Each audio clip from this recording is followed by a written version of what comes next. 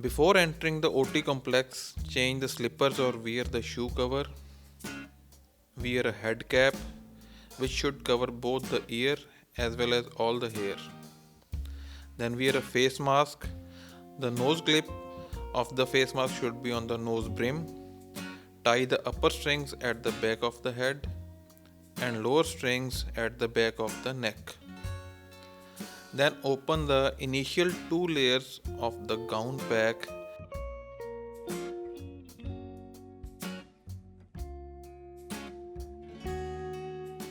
Open and drop the gloves, the size which you want to wear, either it can be 6.5, 7, 7.5 or 8 number. For scrubbing, open the scrub brush and nail pick pack and keep it on a slab. The total time of first scrub of the day should be 5 to 6 minutes. Now during whole procedure of scrubbing, your hands should not go below your elbows. Now we will start the scrubbing. Wet your hands and apply the scrub solution or soap solution.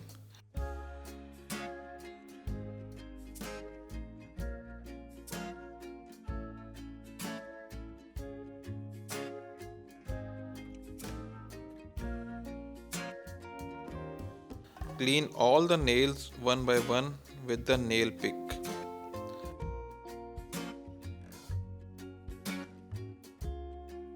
Drop the nail pick and rinse the hands.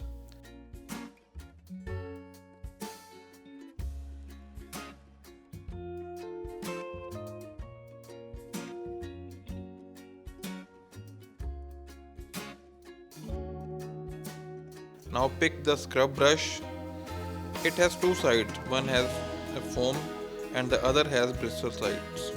Now put the scrub solution on the foam side and make lather on your palms. Apply lather on both the hands, both sides and arms up to the elbows. Start scrubbing from left hand with the bristle side of brush. Scrub all surfaces of fingers and hand by moving the brush to and fro for 6 to 8 times.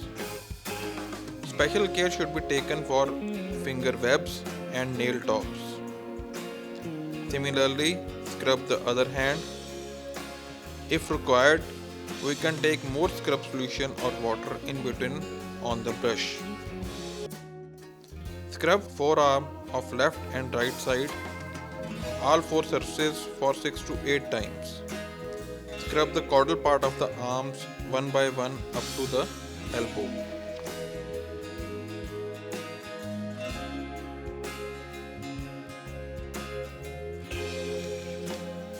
When the time is over, drop the brush in the scrub tank.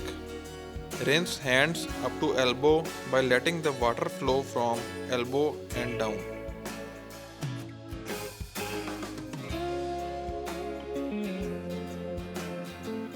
Stand with hands lifted to let the extra water drain down from elbow. Come to the gown pack. Open the lowest layer of pack. Pick up the hand towel with the corner and wipe the hand of left side, forearm and elbow.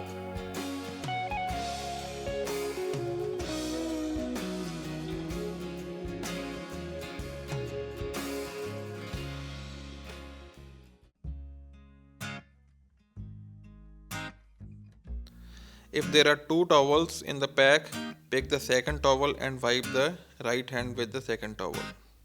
Or if the towel, only one towel is there, rotate and turn the towel diagonally opposite and wipe the other hand up to elbow and then drop the towel on the ground. Pick up the gown from top tag and come a step back. Do not let gown touch anything. Drop the gown open. Look for armholes. Insert both arms in the sleeves at one time. After this, we will go for the gloving. It can be done close gloving as well as open gloving. Set the gloves in front with left side glove in front of left hand and right in front of the right hand. Pick the fingers of left side glove with right hand and keep it on left hand with glove fingers opposite the hand fingers. Hold the cuff of glove with thumb and rotate the glove over the hand while wearing it. Pull the gown sleeve or glove cuff to adjust and fit the gloves. Similarly do for the right hand.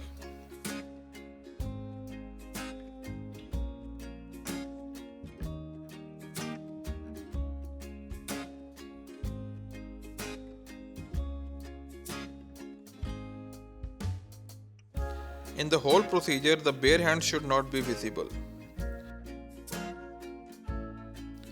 Look for the tag in front of the gown. It has sterile and non-sterile part with strings on both sides. Give the non-sterile part to the assistant and rotate. Take out the string from the non-sterile part and tie with the opposite string. Now you are ready for surgery. Do not let your hands go below waist during the surgery.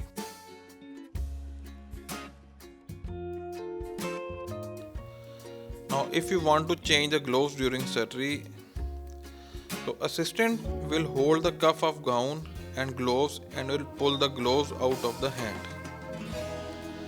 The cuff will come out and will be over the hand again. Now wear gloves as done earlier, that is the close gloving. And if you want to do the open gloving, pick up the left glove from the folded cuff with your right hand fingers. Insert your left hand inside without touching any outer surface. If any wrong finger goes in the glove fingers, do not correct at this stage. Pick the right hand glove with the left gloved hand from the outside of the cuff with the help of left hand fingers. Insert your right hand in the gloves. Once worn in both hands, now you can correct if worn in some wrong finger.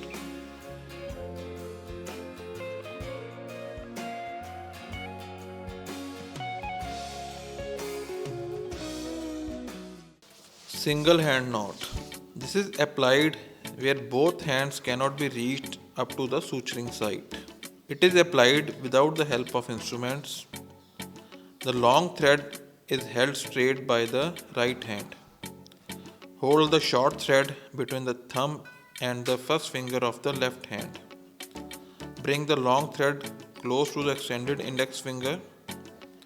Bring the extended short end between the index finger and the middle finger. Move the index finger above the long thread to make a loop in the short strand of the thread. Draw the short thread by transferring the grasp of the short end between the thumb and the index finger. Apply traction on the long strand with the help from right hand and the first throw is done. Cross the strand keeping the middle finger in the center. Make a loop of the short thread by the middle finger. Pull the end of the short strand with the help of middle finger and the ring finger and hold between the thumb and the middle finger to tighten the throw and flatten it. Direct the short end away to make the knot flat. Double hand knot. This is applied without the help of instruments and both the hands are used. The knot is square knot and has less likelihood of slipping. Keep the short end in the right hand and the thumb of the left hand will create a loop by pushing the long strand to the right. Bring the short end toward the surgeon with the right hand and across the left hand strand to form a loop. The left thumb protrudes through the loop. Join the left forefinger and the thumb and guide the index finger down through the loop. The left index finger is rotated down the loop. Place the short strand in between the thumb and forefinger and bring the short end up through the loop. Rotate the left hand counterclockwise and bring the thumb back up through the loop, pushing the short end up with it. Again hold the short thread with the right hand in order to tighten. Tightening is done by pushing the long strand away and short end close. The left forefinger will form the loop for the next throw by sliding beneath the long strand and pushing it to the right. Bring the short strand to the left and beneath the long strand to form the new loop. Join the left thumb, the forefinger, and bring to rotate up to the loop. The left thumb will come from the loop. Hold the short strand between the thumb and forefinger of the left hand. Release the short end from right hand and rotate the left hand in the opposite direction to drive the short end through the loop. Hold the short end by the right hand and pull away while the long strand is pulled towards. Equal tension is applied to both strands and they are pulled in opposite directions to make a flat square knot. Apposition sutures. Apposition sutures, they are used to bring the incised edges of the skin towards each other. There are different suture patterns. First is simple interrupted. In this, we take a bite from outside to inside of the skin.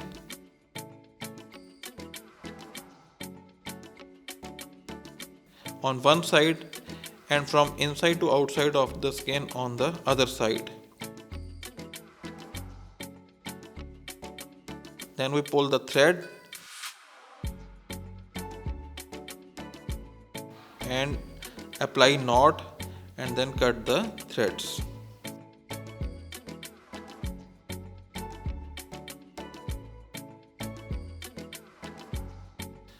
Second is simple continuous.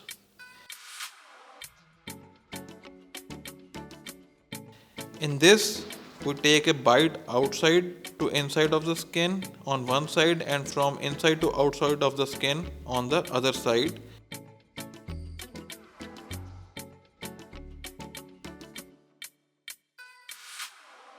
And apply a knot.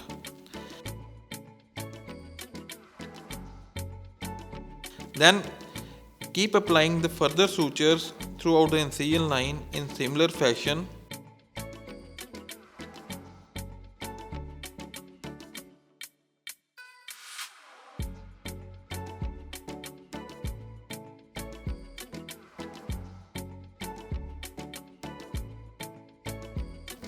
And at the end of the incision line, we again apply a knot.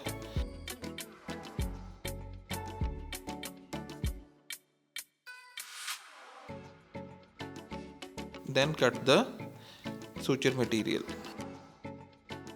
The third is continuous lock stitch or Ford interlocking pattern.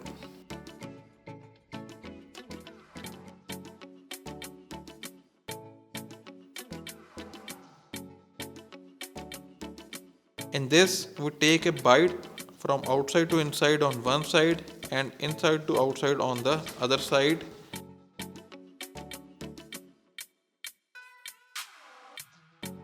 And apply a knot.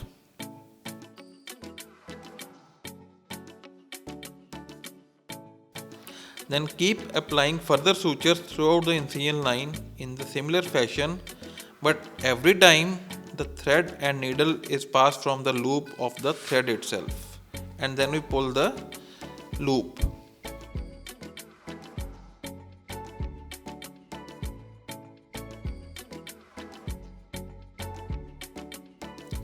Then apply knot in the end of the incision line. Now this suture pattern is more secure and leak proof as compared to simple continuous and can be applied in muscles and diaphragm suturing in bovine. The fourth pattern is cross mattress.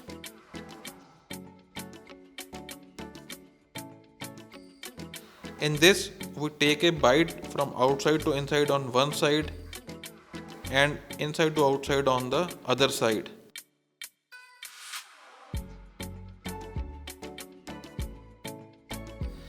And again, we take a bite bit further from the incision line from same side, that is from the outside to inside on one side and from inside to outside on the other side.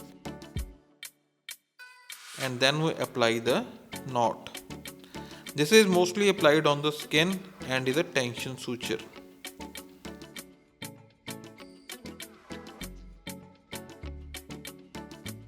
Then is subcutaneous. In this, we take a bite parallel to the incision line on one side in the subcutaneous space.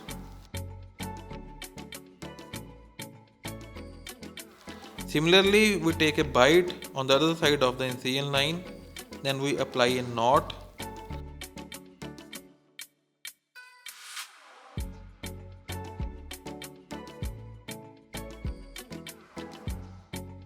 Then continue suturing in the same fashion by taking the bites on the alternate sides.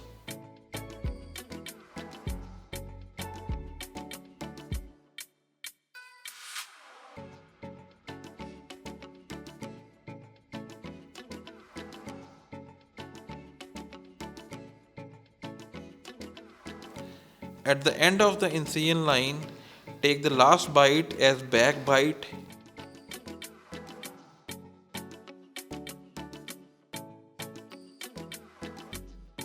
and apply the knot.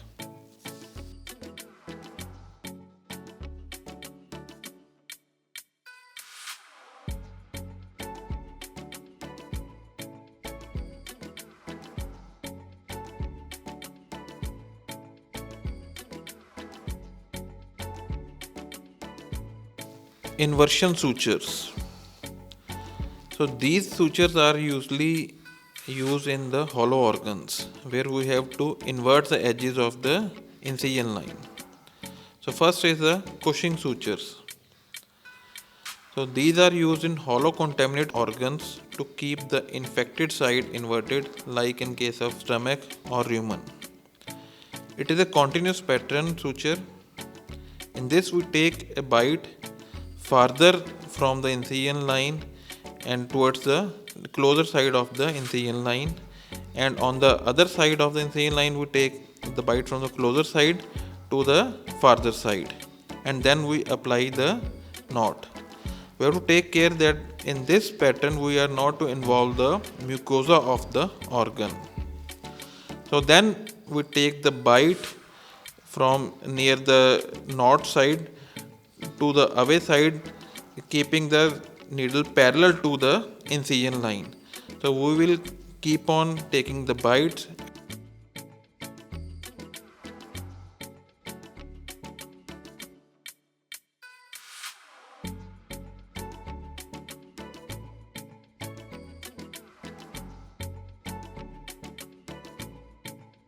and at the end tie the knot.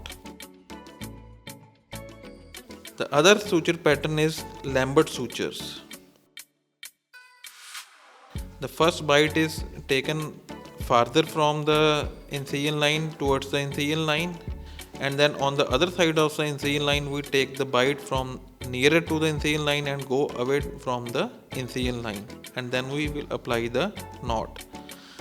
Then the further sutures are applied in the similar pattern, that is we take the bite on first side farther away from the incision line and the needle will come out nearer to the incision line, and on the other side of the incision line we will take the needle, or the needle will go inside from nearer end of the incision line and come out from the farther end of the incision line. So these suture patterns, the needle will go perpendicular to the incision line, and when we will pull the thread, the edges they will invert.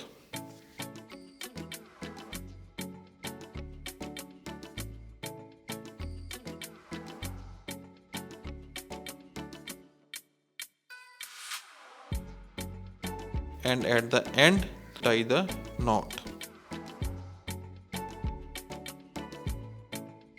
The third suture pattern is Schmidians. This is just like simple continuous pattern.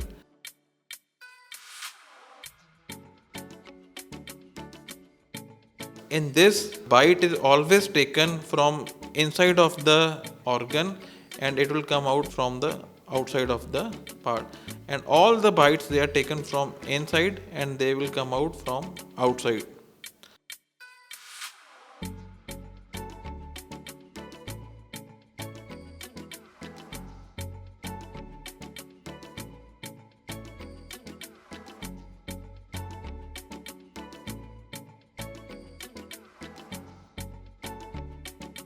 So in this all the layers are involved, and this is mostly used in the intestines.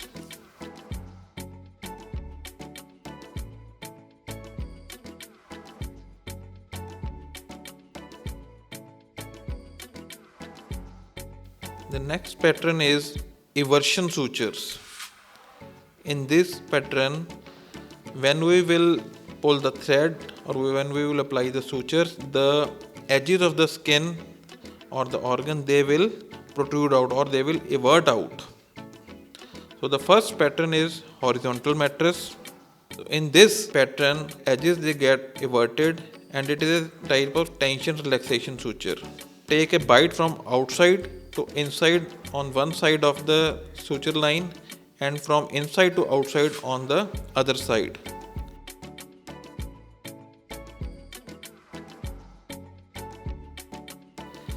Now on the second side we will go back, that is we will take the bite from outside and go inside, and on the first side we will take the bite from inside and go outside.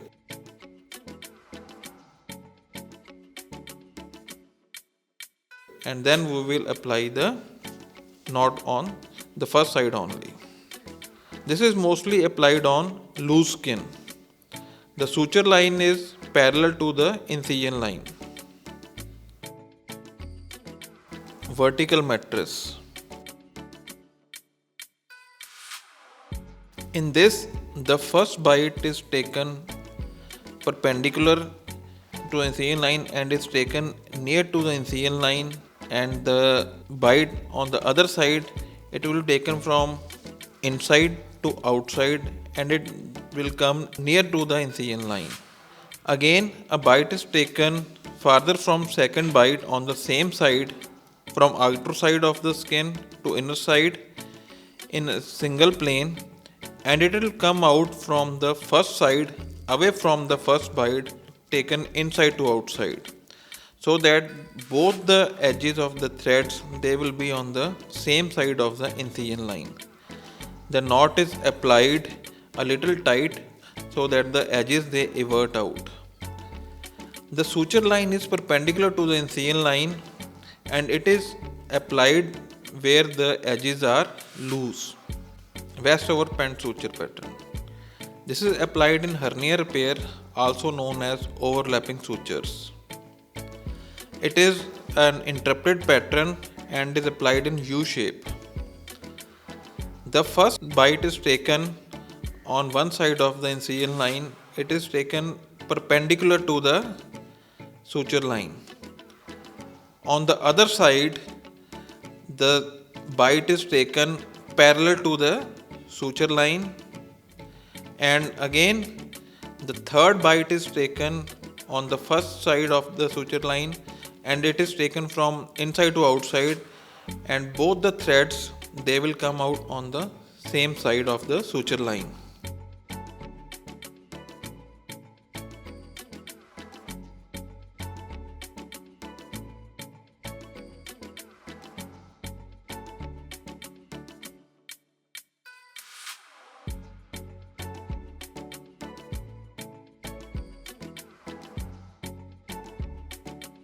When we will pull the threads, one edge of the skin it will come beneath the other end. So when we apply the knot by tightening, and the skin flaps they will overlap each other.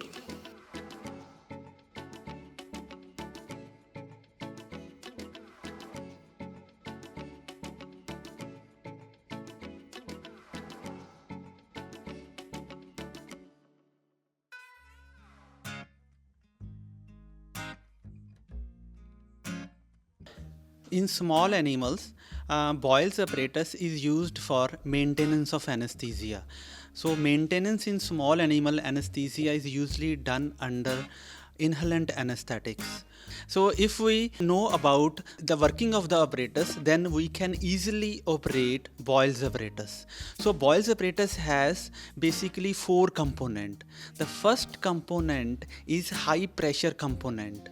So the high pressure component, it has oxygen cylinder in which the oxygen is filled under very high pressure.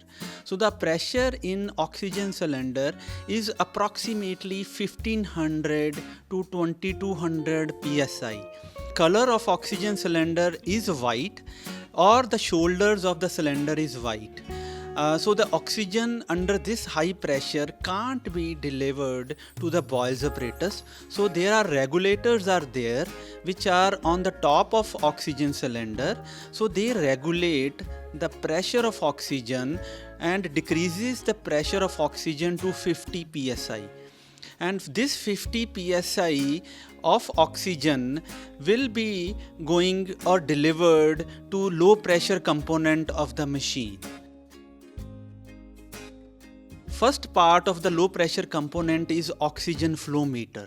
So oxygen flow meter will further decrease the oxygen pressure to 15 to 20 psi.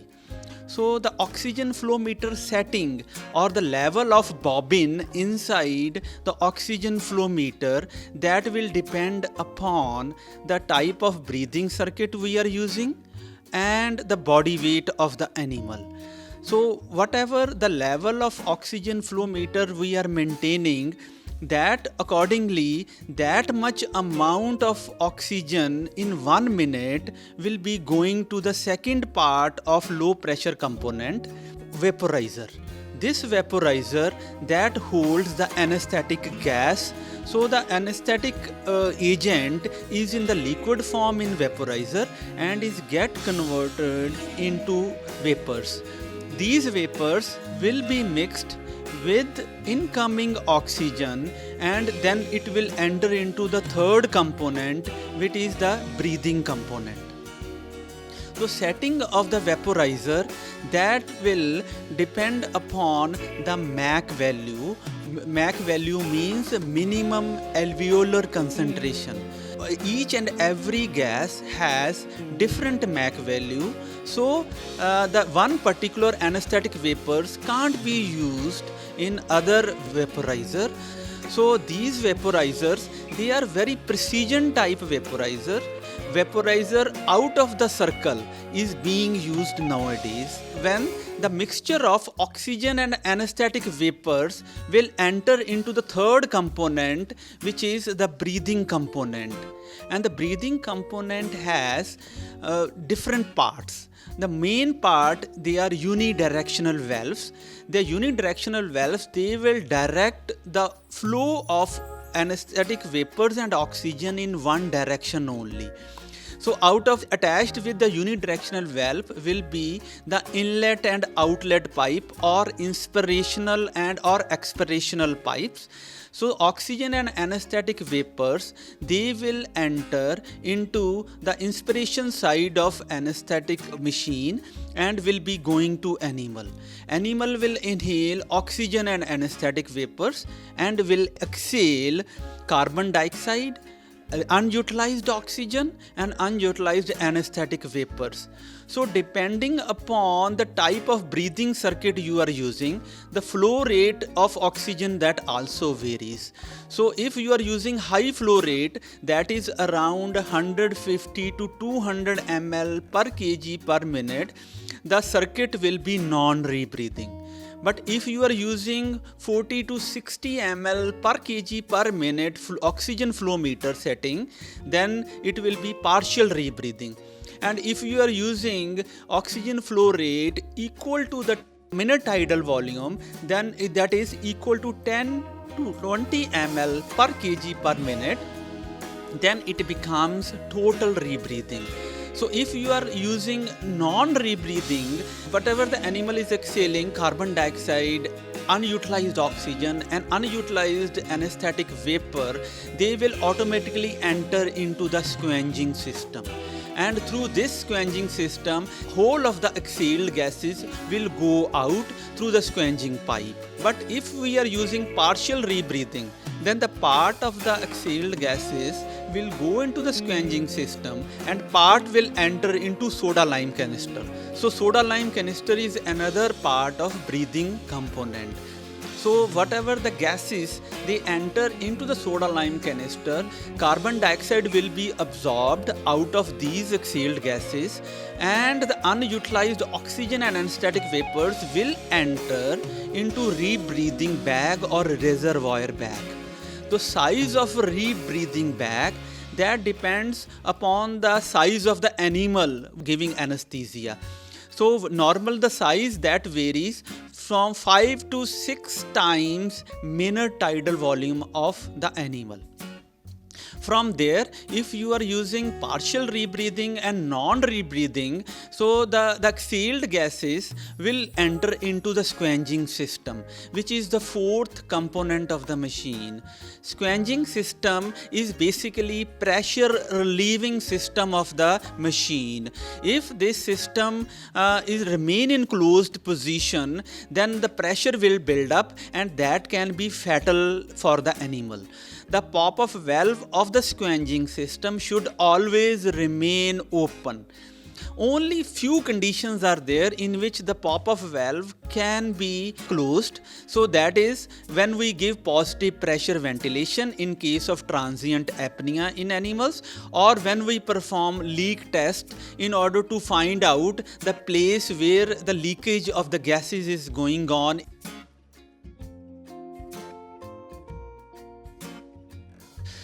Intraoperative monitoring can be done either with the manual or it can be done mechanically. Manual monitoring, that is usually done with the help of stethoscope, with the help of mucous membrane examination, with the thermometer we estimate the temperature. But multi-para monitors are there which can give you a number of intraoperative monitoring parameters during surgery, because these levels within normal limits are very important, because if some of the parameters they fall below normal or go beyond the upper limit, then we have to start with the treatment, otherwise it can lead to unrepairable damage to the animal. So the first parameter, which is blood pressure is oscillometric method is used in multi-para monitor to estimate the blood pressure, which is normal range of the blood pressure in an anesthetized patient is around 70 to 110 mmHg.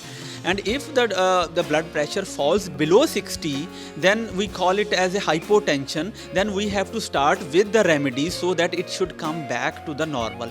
The other parameter is ECG, which is estimated by using the multi-para monitor. Heart rate remain between 70 to 120 in dogs, depending upon the size of the dog, but it should never fall below 50 beats per minute.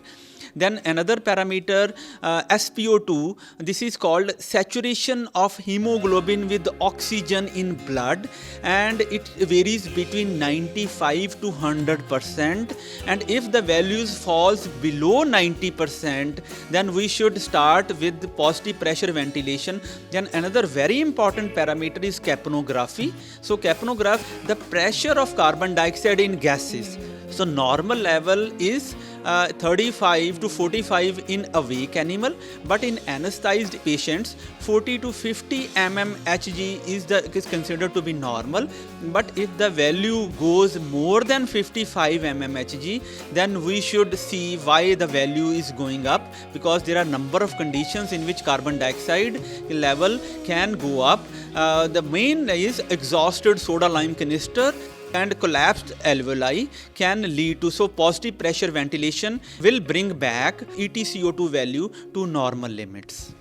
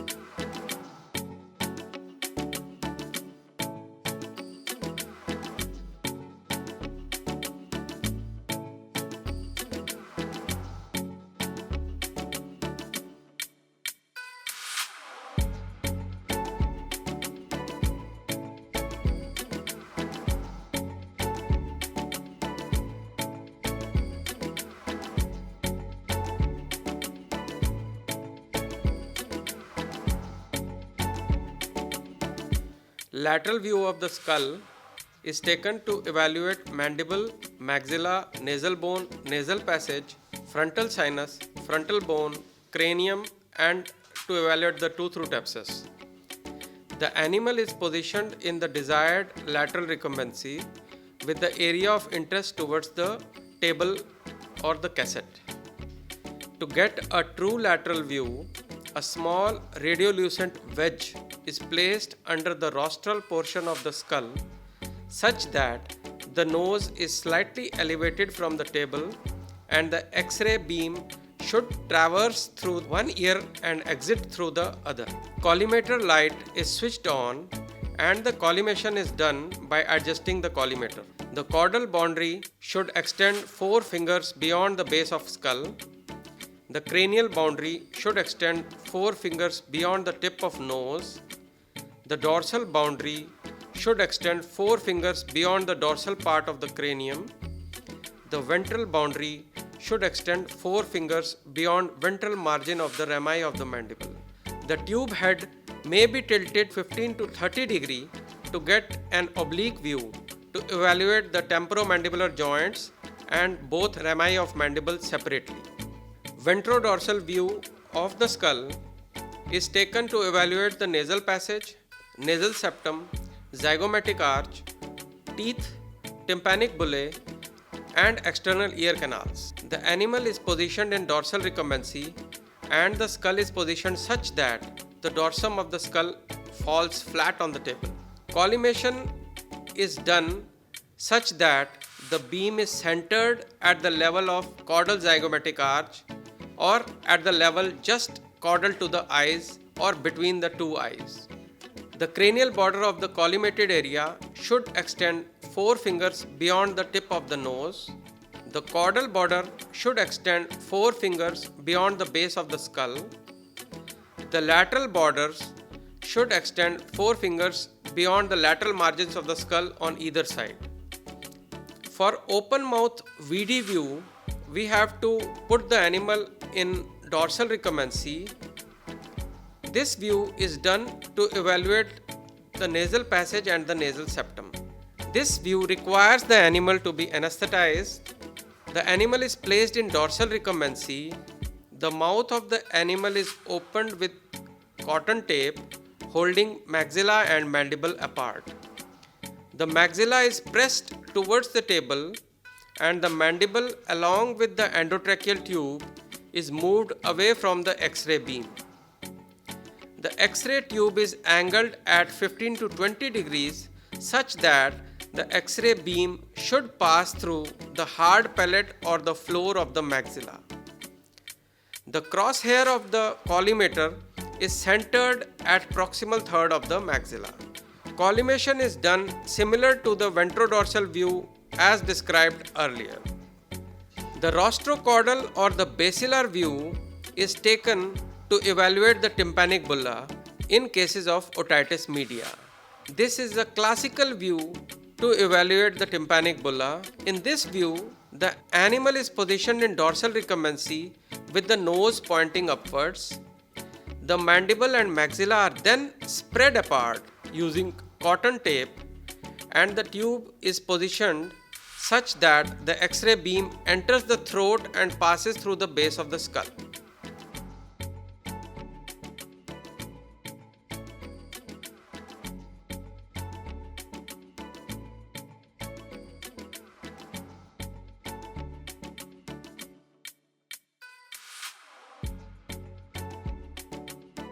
For lateral radiograph of thorax, the animal is positioned in desired lateral recumbency.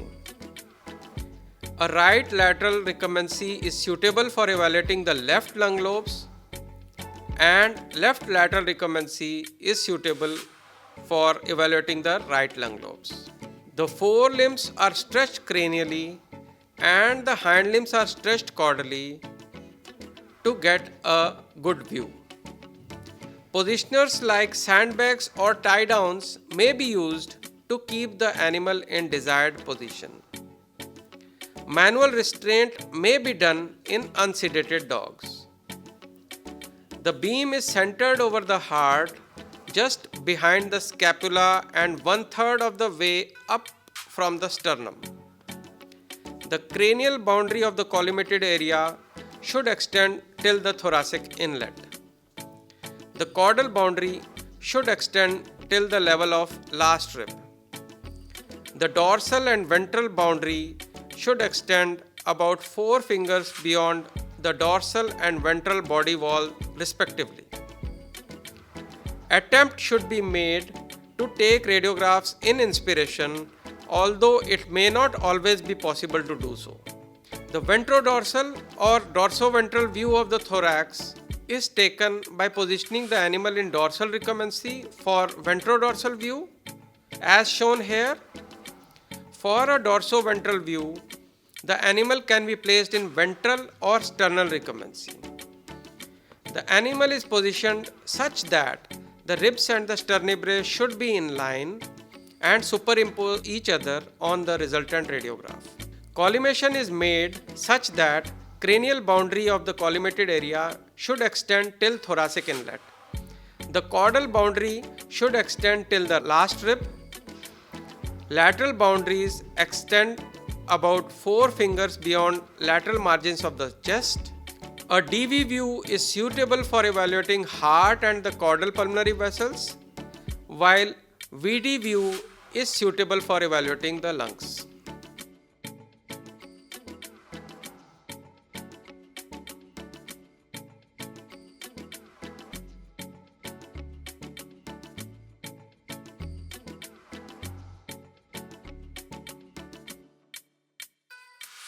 For a lateral view, the animal is positioned in desired lateral recumbency.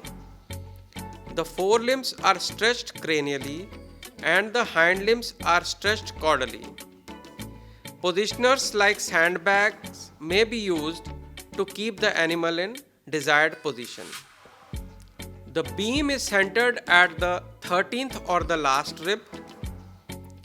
Cranial border of the collimated area should extend to a distance of 3 ribs beyond the straight line joining xiphoid and the vertebral column. The caudal border should extend till greater trochanter of the femur. The dorsal and ventral borders should extend 4 fingers beyond the either margin of the abdomen. A ventrodorsal view of abdomen is taken to evaluate the same conditions as described. The patient is placed in dorsal recumbency in a foam or acrylic trough with forelimbs stretched cranially and hind limbs stretched caudally with help of tie downs or sandbags. Cranial boundary of the collimated area should extend till distance of 3 ribs from a straight line drawn from xiphoid till lateral margins of the body. Caudal boundary should extend beyond the pelvic inlet. The lateral boundaries should extend 4 fingers beyond lateral abdominal margins on either side.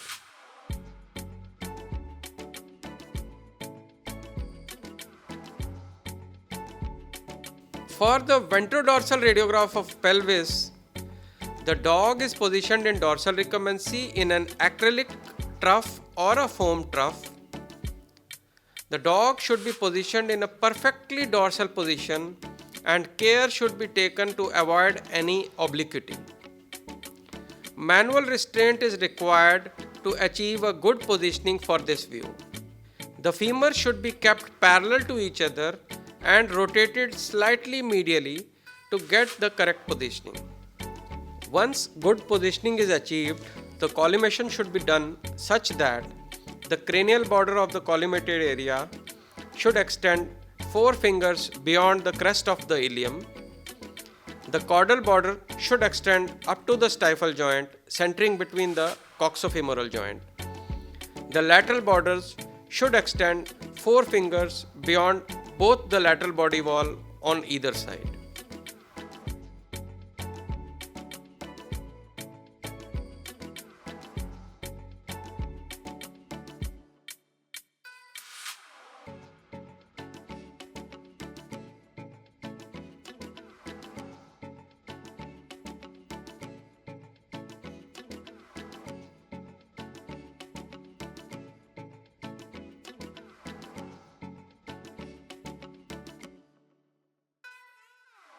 To watch more educational videos on veterinary and animal sciences, subscribe the channel and please touch the bell icon. Guru Angad Dev Veterinary and Animal Sciences University, Ludhiana on YouTube.